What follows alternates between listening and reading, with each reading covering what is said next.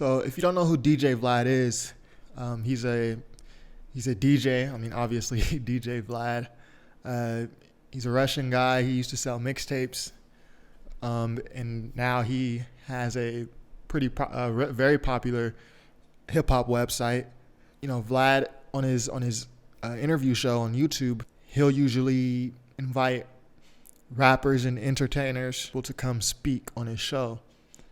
Now, the nuanced part of DJ Vlad's Vlad TV interview sessions and what separates him from a Hot 97 or a Breakfast Club or a Nardwar or a Hot Ones is DJ Vlad usually has, I would say, second and third tier rappers and entertainers.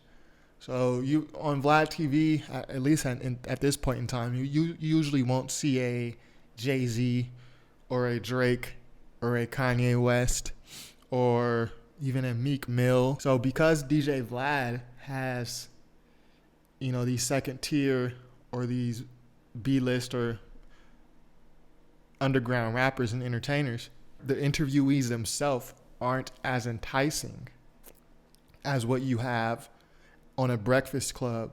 Like today, the Breakfast Club just posted an interview with Big Crit. You know, a couple weeks ago, Hot 97 posted an interview with Travis Scott. And those personalities alone are going to, you know, attract massive amounts of people. You know, having Lotto Savage, or no disrespect, Lotto Savage or Manolo Rose, you know, just having those interviews up themselves isn't going to entice a lot of people to, you know, to click on that. And this is where my opinion comes in. What Vlad will do is he'll take the small clips of the interview that we talked about, and he'll try to make the title as enticing as possible, so you click on it. And I think the issue that Dr. Umar Johnson had is that he was making the title of these clips very clickbait-like. And I think Dr. Umar Johnson felt misrepresented by DJ Vlad. Afterwards, after some of his interview videos were posted, Dr. Umar Johnson had a few choice words for DJ Vlad. Many of you guys know that I recently went up to New York City to sit down for an interview with Vlad TV. So they started uploading clips of the interview over the past couple of days. I just want to say I don't appreciate the way that y'all named the interview clips during that interview. Very, very, very irresponsible. I see one clip is entitled, Dr. Umar says you can open up an all-gay school, but you can't open up an all-black school. Okay, which is true. I said that. But that was not the focus of the conversation. The focus of the conversation was why I was opening up a school to save black boys. The focus of the conversation was not about gay schools. That whole conversation was about what I'm trying to do for black boys. And then you put up another clip, also entitled Homosexuality. Umar Johnson, no African society has ever legitimized homosexuality. That's true. No African society has ever legitimized homosexuality. That's absolutely true. Those words came out of my mouth. But that was not the purpose of that conversation. Why didn't you keep it together? Why did you split out the damn conversation so you can put two separate clips up about homosexuality when all of that was the same conversation? So that's what you call irresponsible journalism. I haven't seen a positive clip yet from that Vlad interview. And I understand why. Because a lot of you fuckboys are about sensationalism. You want to sensationalize everything. You don't care about anybody's mission. You don't care about what I'm trying to do to save our children. You just want to get ratings. And people warn me about going on Vlad. So I think that Dr. Umar Johnson felt misrepresented by DJ Vlad. And he isn't the only entertainer or rapper that feels that way.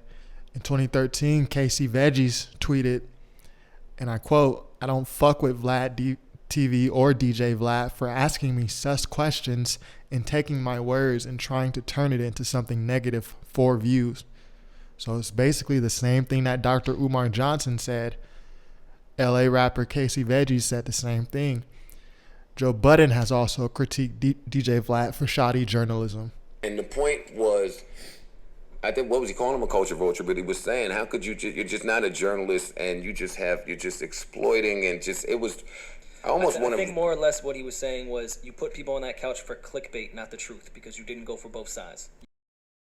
Dame Dash, hip hop mogul, has also critiqued DJ Vlad. They make money off you, and they tell you they're doing you a favor, but their kids go to college, and they get the car, they get the Maserati, and they get the living. You know what I'm saying? But you don't get none of that. Okay. So I did So you remember when Vlad called me about a comment about Flex, and I was like, I don't have no comment about Flex and Jake. I'm a motherfucking man. Like, you don't ask me about their conversation. Like, I'm gonna go and have a comment about that. You trying to make me look stupid? So you gonna make me look stupid, not pay me, you gonna tell me I did bad business at all, period, him. Number one, who is he to talk to me like that? That's disrespectful. Because I took the time to guide even him. And he even told me, like, yo, I don't pay the artist. And I'm like, how you don't pay the artist? I'm paying my artist. So let's say I made it. I would get 33%. Vlad TV gets on it. Vlad would get 33%. And then Complex would be 33%. But I'd be like, but what about the artists that are in it? Do they get a royalty? No, they get promotion. Now that's the Jake. I heard that Jake 25 years ago, and they're gonna try to start it over now, and I'm not having it. That's why I'm disgusted. And that's why all I could do is eat organic food. But really, I've been nauseous since these motherfuckers been doing this shit.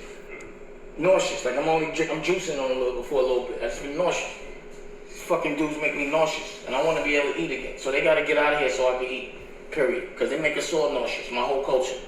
And Jay Electronica has also recently critiqued DJ Vlad. This was back in 2014. He tweeted, "P.S. I never liked Vlad TV. That's right. I never liked you and your devilish energy." Now, when you're a hip-hop personality that has the popularity of DJ Vlad, you can expect to have people take shots at you. But I think that the constant attacks at his journalism and at his intent, when you have repeated attacks against a very specific thing like that, perhaps we as a community should take note of it. Another cause for concern that people have about DJ Vlad is his focus on violence, drugs, and other very stereotypical topics that people in the African American community and in the hip hop community in general get criticized about it and get stereotyped about. When you scroll down his YouTube channel, you'll see that a huge amount of his interviews, or at least the way that he titles his interviews, have to deal with gang violence, drug violence, murders, and that's another issue that some people have with DJ Vlad. It's the same thing that they say about World Star Hip Hop. They don't like the large focus on drugs and violence. Now, me personally, I don't mind it, especially if the artists and the entertainers that you have it are openly talking about it in their music. But for me, it becomes an issue when you're prodding them for it and you're prodding every guest for it. But even then, it's a matter of how you want to run your channel. But I think the real issue comes in when there's no balance, when you're asking exclusively about the drugs and the violence, and it's a large imbalance on everything else that you're asking. So is DJ Vlad guilty of this? Is Vlad TV guilty of this? That's up for your interpretation.